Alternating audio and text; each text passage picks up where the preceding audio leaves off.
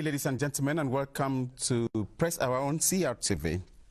Last week we started a series that shall be examining what the civil society and the politicians of the country are doing to resolve the problems in the English-speaking Northwest and Southwest regions. And the problems are getting serious because of the wave of attacks, killings and kidnappings that continue in that part of the country, and that the situation is getting to its third year, meaning that the government should work hard. The civil society works hard, all Cameroonians work hard in order to solve the problems. We're continuing today on what parliaments can do to solve the problem. We're talking about the Senate and the National Assembly. And so we've invited Honorable Njumi Peter. He's from then Division of the Southwest Region. Honorable, you're welcome. Thank you very much, Edwin. We also have one lawmaker here, Senator Honorengam. He's from the Northwest Region. Welcome, Senator. Thank you, Edwin. Thank you for having me here. And we have two gentlemen of the press here. Amanda Blaze, welcome, sir. It's my pleasure. And Solomon Tembang, welcome, sir. Thank you for inviting me. To set the ball rolling, let's have a review of what newspapers reported during the week. It's with Emanuela Vamnui.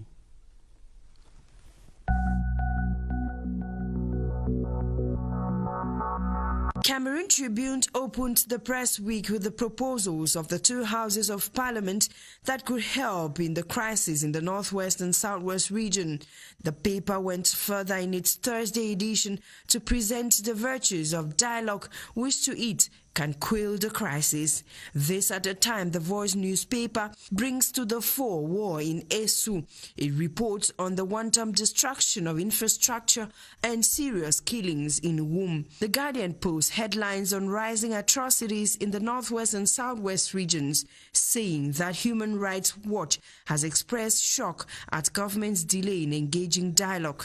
To the Post newspaper, its interest was rather focused on stockpiles of Dane guns that welcomed Defense Minister to the Northwest and Southwest regions as the defense boss consoled the wounded soldiers in hospital and condemned the use of mobile telephones during military operations.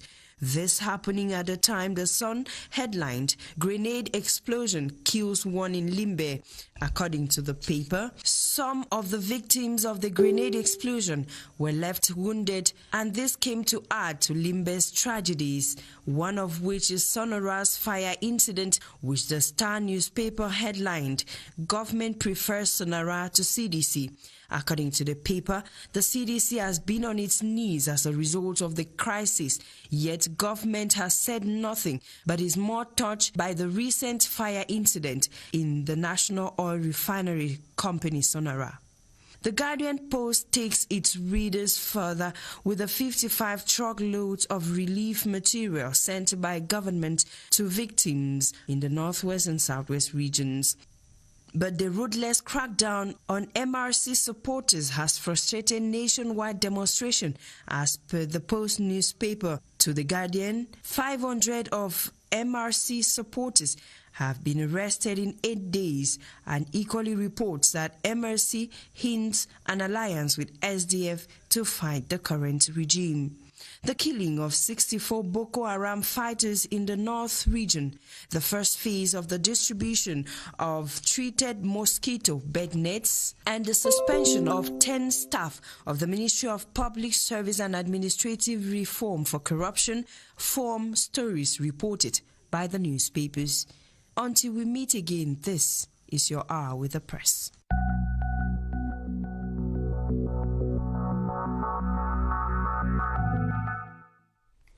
And thank you, Emanuela.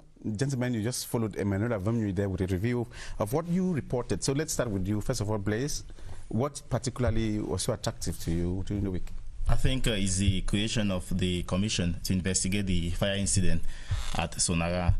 It's a laudable initiative, but I want to believe, like other Cameroonians, that people are tired of commissions. Commissions of inquiries that get to work, but at the tail end, most of the results are not made known to the public. And I think in this case, I don't know the modus operandi of the commission, but if I was to suggest something, I think it would have been better if a forensic investigation team was contracted to do the job, because when forensic experts are involved in such investigations, the results are more accurate Don't you see a contradiction somewhere? The government, when the incident took place, said it was an accident, and now they're creating a commission, which means something is suspected behind that accident. It's just like Cameroonese. We are too used to commissions, and it's not strange to anyone. And you? Three things caught my attention. The first one was a grenade explosion in Limbe that killed one person and injured another. I was particularly astonished by that incident, because why would a military officer, a retired military officer, keep a grenade in his house? That is what was reported by the reporters on the field, that the military man had retired and kept that grenade in his house. By the time they were relocating to his residence, a new residence, there was some commotion, and then the grenade exploded. The grenade normally belongs to the state. Why will you retire and take home what belongs to the state? We're ruling out possibility that may have an authorization to carry arms or weapons, maybe. Would a retired military officer be given authorization to take home a grenade? So there's this issue of civil servants or state workers retiring and taking home vehicles, chairs from their office what belongs to the state. I think that should be that is one. Two others, you said? The second was the suspension of 12 workers, staff of the public service ministry. I think that it's a laudable initiative if it begins with the staff of the public service, because the public service controls civil servants. If the minister can begin from home, they say charity begins at home. I hope he will take that to other ministries. And then the expression of shock by Human Rights Watch over the delay by government in initiating dialogue. The most trumpeted dialogue is being waited. The Prime Minister was in the Northwest and Southwest region and said the head of state is ready to dialogue on all issues except separation. Cameroonians are all waiting for this dialogue. Whenever you come, they don't. Maybe second place on the ground we don't know yet, because the government says dialogue is going on now. Let me come to you now, Senator. You also followed the news during the week. I did, and I would like to dwell on the human rights expression of shock over what is happening in the Northwest and the Southwest regions, and the fact that Parliament opened this week, and Cameroon Tribune raised some issues regarding dialogue.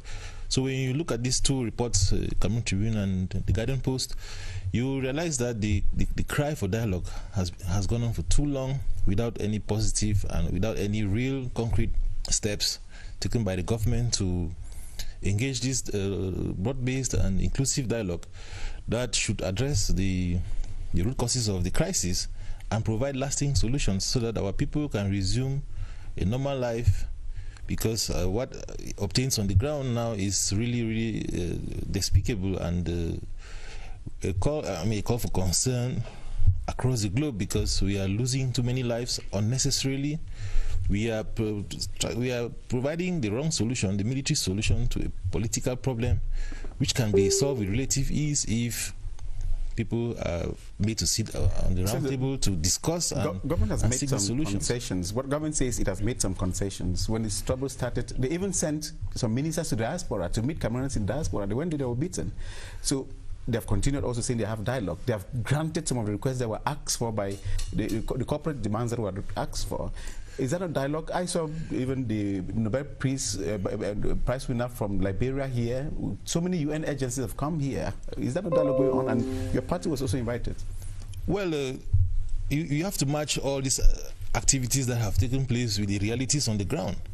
The role of government is to work for the people, to represent the people and meet the aspirations of the people.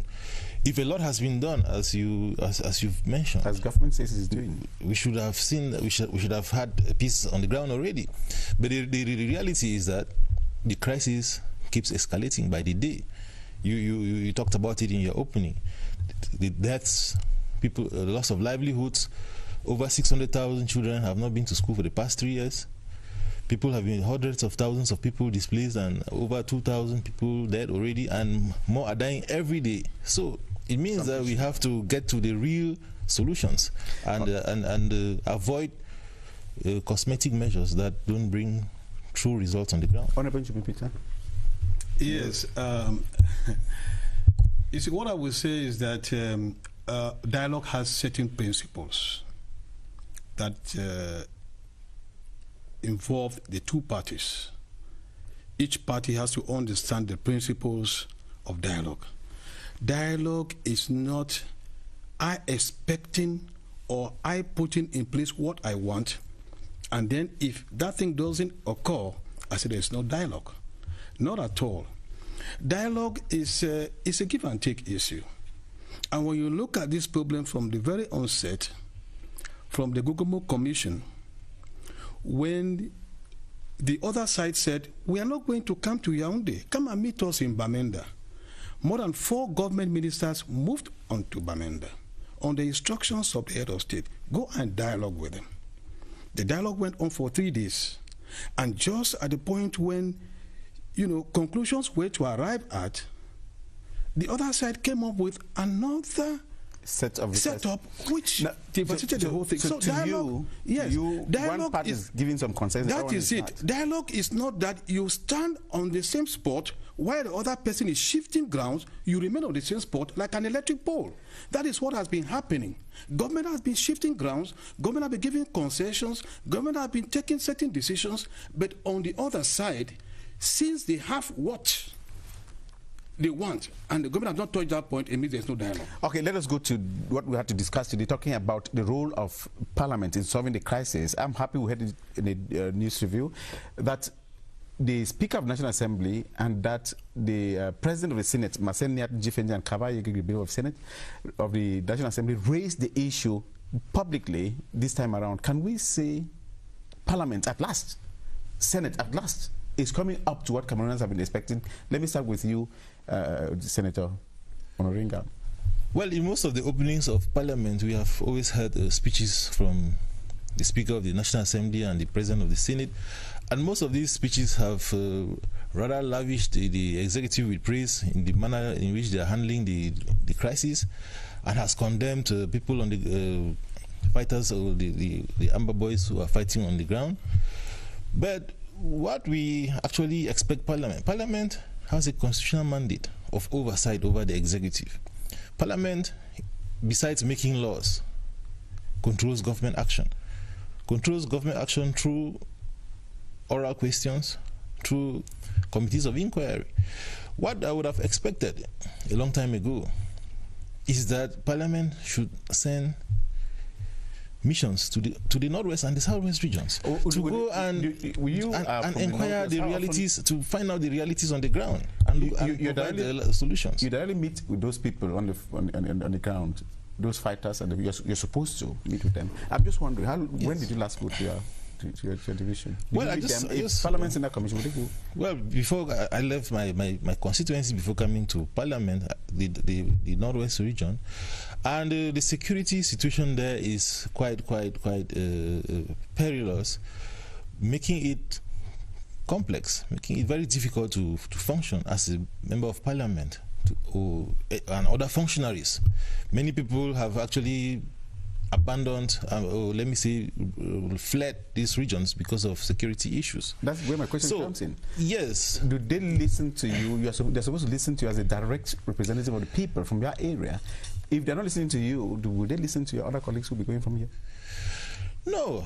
I was talking about a mission to get down to the field and ascertain and determine the situation as it is and engage in real constructive structured action, debates, proposals, resolutions. We recently got resolutions from the European Union Parliament. We are still expecting resolutions from the Cameroon Parliament. When I come back next, I'll be asking you what you have been doing as an MP, but expecting what Parliament is doing. I know people want to react, but let's come to Honorable Njumi. We saw you during the week going to your constituency. Yeah, that's right. I was there. Was it in an armored car? How did you travel to this? Not at all. Like you said, my colleague, he rightly said that the ground is not easy. But I think we have a mandate. Those very boys, those very people contributed in putting us where we are today. Definitely some of them voted. And so I think that it has taken so long a time, 3 years. There have been a lot of threats from them. But for how long are we going to be avoiding them? For how long are we going to be running away from them? I think it is time we approach them. I believe that these fellows have not been getting the true message. Who are the we you're talking about? I'm talking of these boys who are in the forest with guns, threatening people, kidnapping people, killing. I'm asking you the we that has to go and meet those ones that have guns waiting for you. Okay, you mean the we? Yes. I mean we, the people's representatives. We're the people's representatives. We must have to muster the courage, Edwin. I mean, we have been avoiding the situation for a very, very long time. We have been running away from them for a very long time. But I strongly believe that from the recent discussions I've had with them, they have not been getting the truth. We shall come to the truth. You're the two gentlemen of press to react to what you have just raised. I'll start with you, Solomon. I'll come to the issue of the National Assembly Speaker raising the issue of the Anglophone crisis on the floor of the National Assembly in his opening address during the opening of the current session. He simply raised the issue, but the Parliament is not providing any solution. It is laudable, it is praiseworthy that the issue has been raised by the Speaker of the National Assembly. It has taken too long. You remember some lawmakers within the floor of the National Assembly had even gone to the extent of singing and dancing to ensure that... Excuse me. You are not in the National Assembly.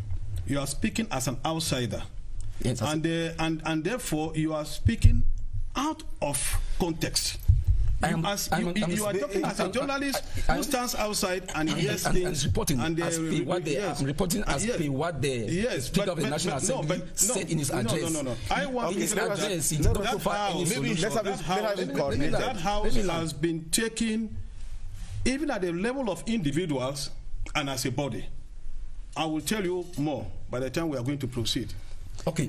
It is laudable that the Speaker of the National Assembly finally raised that in his address, and it took time, instead insisting on the issue of foreign intervention.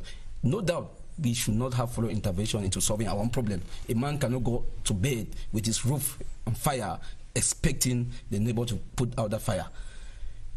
Other lawmakers in other countries have been talking about the Anglophone crisis. Should we allow others to talk about our issue? Should we allow our neighbors to put out the fire on our own roof?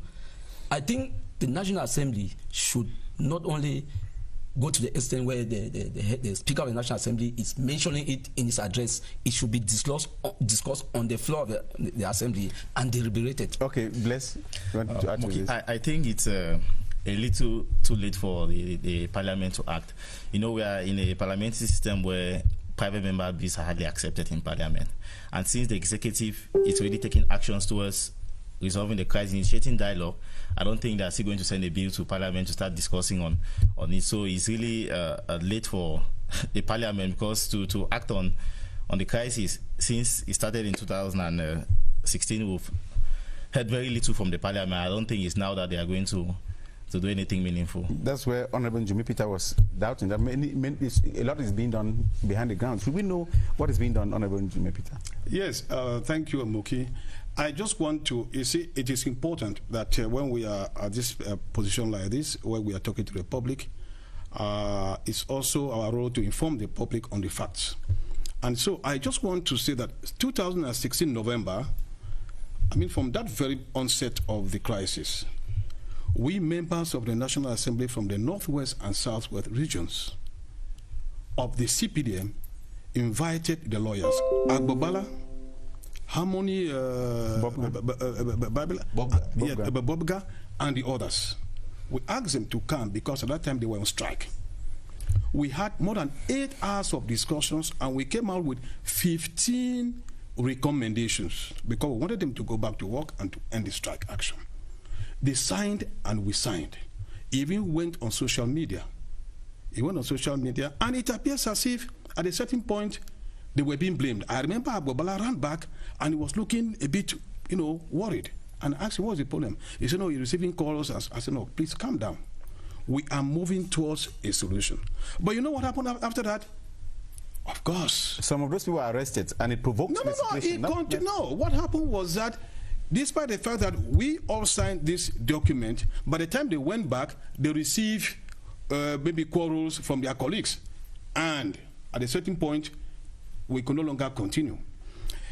I also want to say that if you follow the parliament very carefully, so many questions, like my brother said, oversight the duty of parliament, so many questions have come from individual parliamentarians to ministers of defense, to the prime minister, to minister of territorial administration on this issue. Which means therefore that by the time we sit and we discuss these issues, individual MPs come up and pose the questions, indicating the worry, indicating our desire to see that this problem comes to an end. But as you know, when we are giving these questions, we are provoking government to take action. Because stopping this problem is a matter of government decision. We have our role to play as parliament. The executive has its role to play as those who initiate decisions. So these are the things that I want people to understand. And when people are saying that parliament has been doing a lot. Let's give I know your party struggled to see if a private member's bill could be on this issue, to be raised on this issue, and it was not very calm at the National Assembly and the Senate. Yes, that was in November 2017. But even before then, in November 2016, SDF MPs, as soon as this crisis started, SDF MPs descended to the northwest and the southwest regions and actually proposed dialogue, this dialogue that we've been talking about today. SDF MPs raised this issue at the very beginning of this crisis. And they even proposed, went ahead to even propose the federalism as a solution, as a lasting solution to this problem, taking cognizance of the root causes. That said, to me, in November 2017, like you rightly said, SDF MPs moved that the Anglophone conflict be put on the table for debate. And this received stiff opposition from the stifling CPDM majority in Parliament, who blocked all avenues to have this issue discussed in Parliament. I mean, even SDF efforts to block proceedings did not move them to succumb to dialogue. Honorable Jim, why did you block the SDF? Let me just continue to say that when we are talking about Parliament here, we are referring to the entire body as Parliament. Yeah, we are not talking about what the two houses. Different political MPs from different groups have sat down by the side to do privately, which I don't consider official Parliament business, because Parliament, in this oversight responsibility, which I said, the magnitude of this crisis warrants that a committee of inquiry be put in place to probe into the response of the executive to this crisis. Now, if the executive has opted for the military option, I mean, is that what the taxpayer wants? The taxpayer is naturally funding this activity. How much is going for this war, which is unnecessary? Those are the issues that we need to sit in Parliament and discuss. We need to examine the human rights situation, the humanitarian crisis that is raging in these areas. So when Parliament opens and the Speaker of the National Assembly, like my brother was saying there, and the President of the Senate, when they deplore what they call international interference, raising sovereignty concerns, we have to remind them that when the Boko Haram menace was at the peak, there was international cooperation to stem the tide of the Boko Haram incursions. We don't operate in an island. We are a sovereign country, but we belong to the international community. We are a member of the UN, a member of the African Union.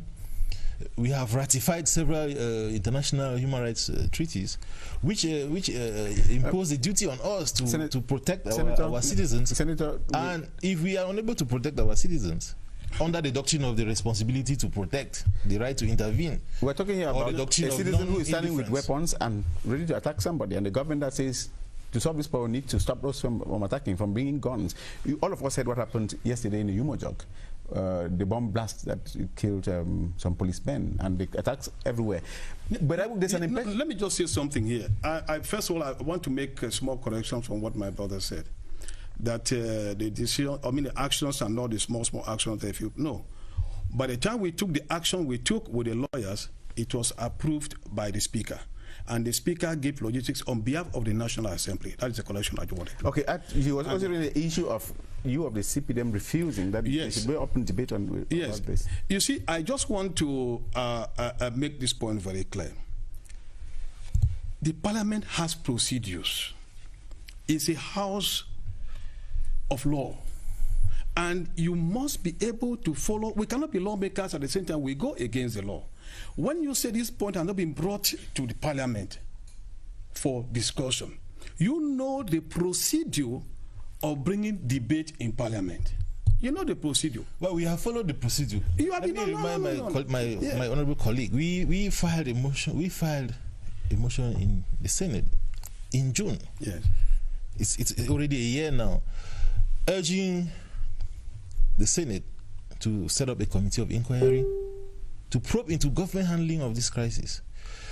That document has not even reached the chairman's conference. Now, let me just let alone getting to the preliminary. Reporting this issue and hear their own opinion about it. If the CPDM majority in Parliament is blocking, we know the procedures and we are following the procedures. No, excuse me. You agree there's a problem, but you disagree on the way of solving it. That is it. Because excuse me, when you are going into a commission of inquiry into a problem, I mean, first of all, what is the nature of the problem? The whole country is facing a group of persons who think that this country should be separated. That is the reason why it should be discussed publicly. Is that why you think that there should be a commission of inquiry for people who have gone against, they want the head of state to go against the Constitution? That is, we understand, Honorable, that the head of state has vowed to defend the territorial integrity of Cameroon. Edwin, let me clarify this issue so that we don't go. 1 minute to do that. We don't go home with the wrong impression. What we are saying is that the standing orders of Parliament are there. The Constitution is there. Yes. Which defines the powers of Parliament. Of course. And in this oversight assignment or duty to control government action, we are saying that Parliament has the powers. And it now has the responsibility to examine, to look into government's handling of what we call the Anglophone crisis. This is a crisis that has been raging for 3 years today, and we are not concluding what this committee of inquiry should do. We are saying that they should look at the manner in which the taxpayers' money has been used, the strategy that has been put in place. Could it not be to handle the problem? To a question maybe to a minister of that is finance. it. Anyway, we'll come to them. That's just here. I have an impression, I think all of us, from what they are saying here, that they're not even listening. The people who are fighting there don't even listen to you. That you claim voted you to be in Parliament, because if they were, they would have at least been stopping the fighting. They're not. They're not. So why do you think they're not listening to you at Parliament? Some of you are not even at the level of our divisions. You have run escaped and you are here in the nation's capital. What has Parliament officially said that they are not listening to? What is the official individuals like you position that has come from Parliament? Individuals like you have been raising their voices and they're not listening to you. The proof is that you don't go to the village I was going before. But I was asking the two of them, do they even care? Do those people fighting in the bush, do they care listen to Parliament? From my observation, most of the parliamentarians we have, especially those from the Northwest and Southwest region, they have actually lost touch with the base, even before the crisis. Most of them don't really care about the electorate as soon as they are voted into office. That's a serious allegation. Yes. So most of them don't really. Maybe the one from your place. They have lost touch. No. He has a right to submit. They have lost touch to their base, and that's why most of the electorates. I know their constituency very well, the Komebalwe and the Ekondotiti. Yes. So most of the, I don't want to dwell on as a particular case, but most of the MPs and the senators from the north, they have lost touch with the base, and that's just it. So nobody's actually listening. Senators are just 1 year into. And nobody's actually listening to them because they really don't attend to the needs of the people, and you really need to see most of that's why you see those from the English-speaking part of the country as well as the other MPs, they really don't care much about the crisis, but they don't feel the pinch. most are interested in chasing contracts in Yaoundé, you need to see them. So when such things really don't affect them directly, they don't care about it. No, but this one is affecting almost everybody. Families of all of us here have been affected. I'll come to the same issue raised by my colleague. I mean, truly, most elected officials, most politicians have lost touch with the people on the ground in the Northwest and Southwest region. Take, for example, John Funzi, leader of a major political party, the separatists go as far as kidnapping him, taking him hostage for hours. It shows how much those separatists despise politicians, and truly they will not listen to some of these politicians because they believe the politicians have failed them. And I think another approach should be used, and not the same politicians. It is a general crisis. Is it a general crisis because we're talking about politicians that they're not listening to, lawmakers are listening to. Last week we had traditional rulers, they're not listening to them. We are talking about a total breakdown in social order. We are talking about a general breakdown. And to kidnap our national chairman, that's to tell you the level of security, the insecurity that prevails in our regions now. Was he lucky because, and just on that side, he was kidnapped and released? Others have not been lucky that way. Is it because he's the chairman? Well, it's possible. It's possible. He was kept for about between 6 to 7 hours, and well, we thank God that he was released because.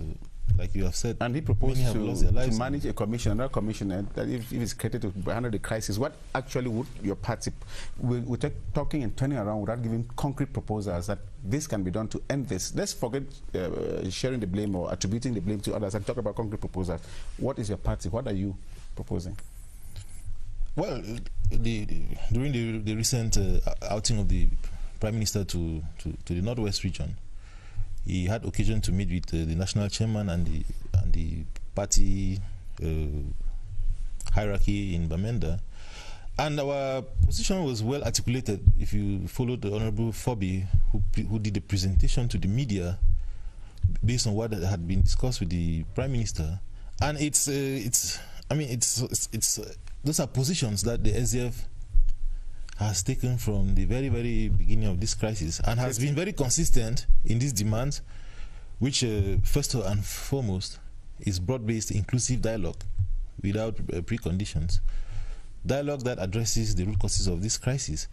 But in prelude to soften the ground, to create an enabling environment for this dialogue to take place, it's incumbent upon the government to release unconditional release of all who have been arrested and detained. May I just find out this? Let me finish with this some position. Some were released. No, before. we are talking about the release of all, not some. We are talking about there are thousands. There are thousands.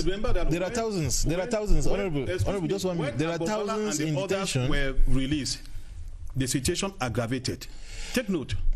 Because I want you to follow the history very, very carefully. That some were left behind. Why were some left in prison? What was the criteria? What was the criteria that was used before Agbobala and the others were released? The whole the cry was that why have you locked up the members of the consortium? Release them. And that was the cry. Excuse me. And the head of state released them. And when he released them, what happened? The next thing was that the secretary was now planning to come on the 1st of October to come and install their government. And you can imagine what happened at the time. So at any time that you are talking of releasing, I think that release is unconnected. No, the uptick in violence, the release of the... We are talking about... it is the uptick in violence. It's the same problem. Senator, one of the conditions you are raising, one of the conditions that the SDF party is raising is that there should be cessation of violence on the field. No, a ceasefire arrangement has to be done. What the government is asking, how would you ask the military of a country that has to maintain peace and order? That's the question government is posing every time. To withdraw and allow those who are not constituted, those who are not even known to manage. They are armed. I would like to draw our attention to something. I mean, we are in a situation of armed conflict in Cameroon now with this crisis. It is not the first armed conflict that we have lived. Conflicts have been resolved. So we are talking about things that are doable. we are saying a ceasefire is negotiated. A ceasefire is arranged. I have asked you between the belligerents. Senator, so it's not like this question. It's not like we are creating something new. We are talking about a ceasefire that can be negotiated. Now you can go to your place. That's the reason why, Honorable. If the military were not, they wouldn't be able to go there. Do you know that these guys have created condoms? Well, do you know that they have created a government in some of these localities, such that if the military were not even trying to pursue them, you will not even step your feet in your own place. Well, and then you are asking the government this kind of anarchy. And this is not in terms of withdrawing the military. That is it. Stop shooting. The military does not. No, please silence the gun. Let us hear. The military does not shoot anyhow. From an area, but the military and the security forces can be there, but without fighting. Everybody lays down your arm, and then there's a ceasefire. Let us finish. Senator, yes. The military comes. Senator, these guys are somewhere. We are coming back to you. Yes, complete what concrete proposals stopping the violence. What Honorable Jumel was saying was the position of the SDF, that of one creating the federations. I'm asking, just being curious. Is it not a political decision that should be taken by maybe a political party that guns for power and then propose that? Should it be part of the discussions, the type of the state want to be federation, or what? When the head of state has took power and proposed what they propose now, which is the decentralization process that's going on. Well, before I even get to that, I was talking about this release, which I think is crucial because it eases the temperature, which is quite high. And when we are talking about release, we're not talking about selective release, because selective release might instead aggravate the situation, because the release of the people that Honorable has talked about, I don't understand the conditions under which the justifications that warranted their release, while others were kept retained in prison because they were arrested in connection with the same activities. So on what basis were some arrested and some kept behind, and what is the motive for keeping them behind? If the government did that, is that not a sign of good faith? Could we not call it good faith that also there should be some concessions from the other end? We urge the government has a Republican duty, responsibility to solve this problem. Government has that Republican obligation to have this problem solved. So what I'm saying is that I don't know what is the interest in keeping people in prison and releasing some. Release all. I mean, release all to create that calm and conducive atmosphere. You don't know the reason. And it's not. We shall be living very soon because of the time we don't have. We don't have to. Edwin, you ask me important questions, which I think I need to address. In the shortest possible and besides that, we also talked. I mean, general amnesty. It was done in 1990 when multipartyism started. That's how some of our present leaders came back home. So it is not a new thing. It's not. I mean, when we instead drag over these issues, it's like we operate in a selective manner in this country. We treat others as if they are not part of this country, because general amnesty was granted with ease in 1990. What is so complicated now in giving it to our people? So we are giving proposals. That said, Edwin, the current decentralization that is being implemented by government for the past over 20-something years, to me, is counterfeit decentralization, because power has not. I mean, it's not being transferred to the regional and local levels of government. I can explain. I can give you details. Since when you show that this process of decentralization is highly flawed. Gentlemen, when you are an opposition party and government party, you stick to the stand of your party that you don't even agree. And if you cannot agree amongst you as lawmakers, how do you think the people who are in the bushes, the people who are following you, will agree?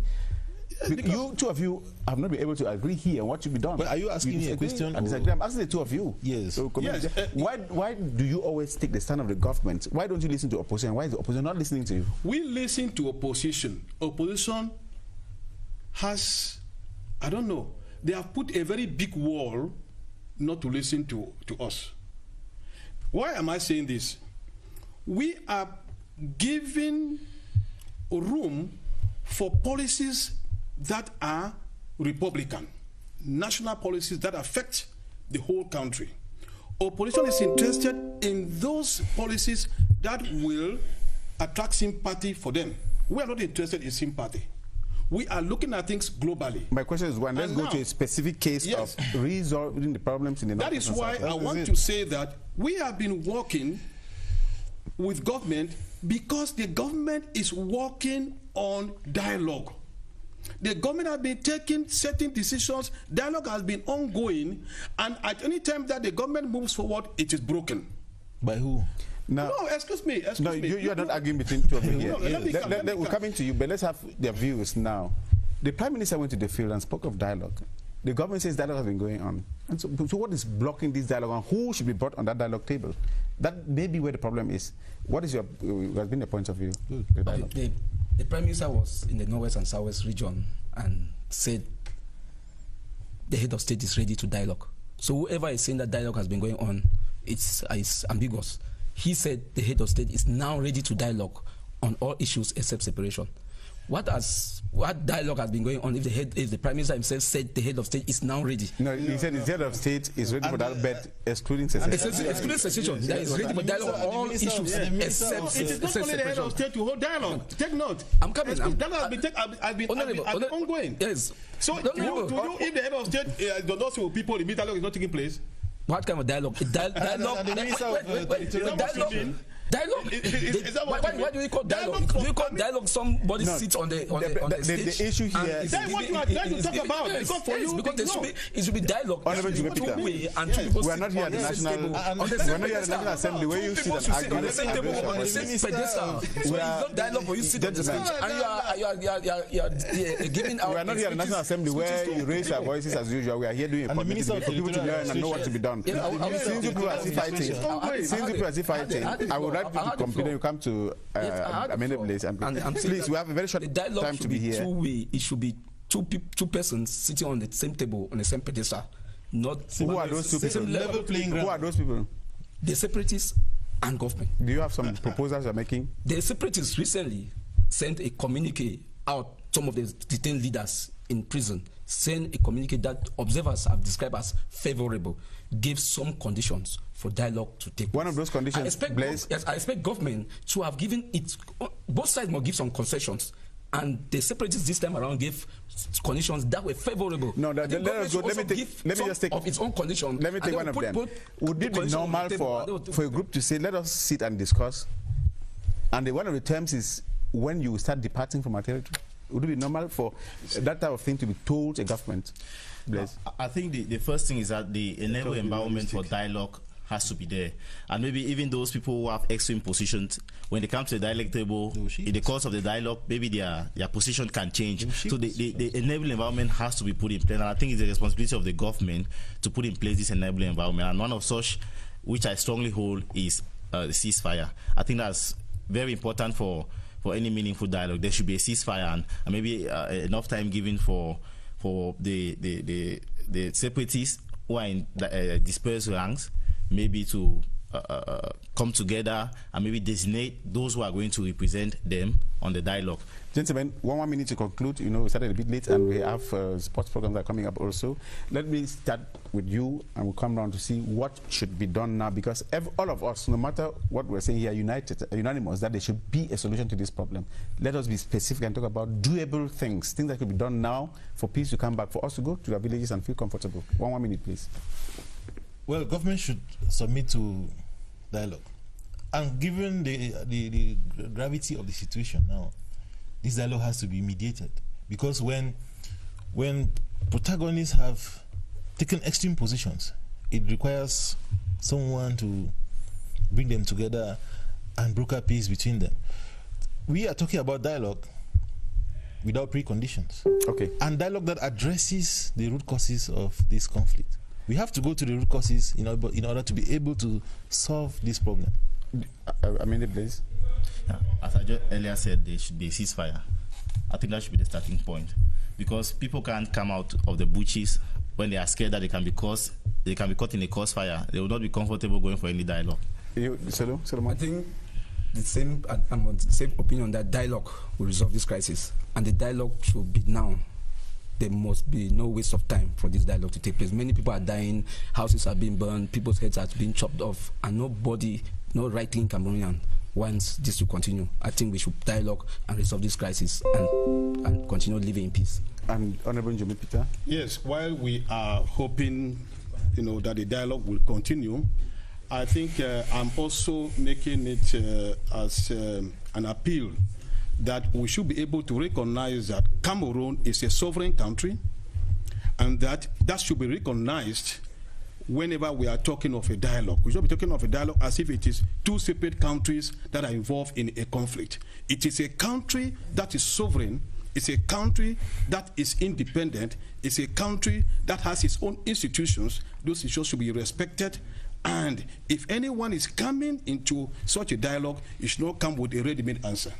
Let us hear what the reactions have been on this program today. And take care of this. You've been reading through the reactions on social media. Yes, quite so many and so intense like the debate has been on the set. Let's take a few.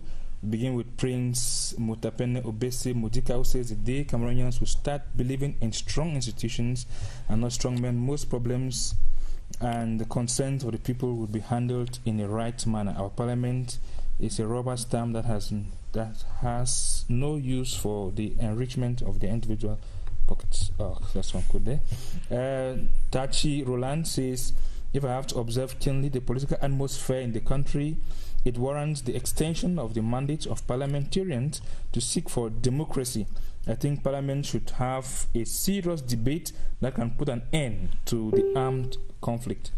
And Mary Kilachin says Parliament is not serious. I think they are for fancy, because if they were really so loving this our fatherland, we should have been enjoying the peace and unity of the 90s. And we'll conclude with Asa, a man who says it's really sad, the situation that we lost so many lives for the past 3 years. It's only now that political parties are talking about dialogue in Parliament. And if I remember, it's very sad that the late Honorable Banazem cried out the other members of Parliament for not joining the call for to talk about the crisis in Parliament. Elvis, thanks for coming. And ladies and gentlemen, we're sorry we have to end the program here because we have other imperatives that we're going to be handling. I am Moki Edwin Kinzikan Yaundi. Thank you for watching.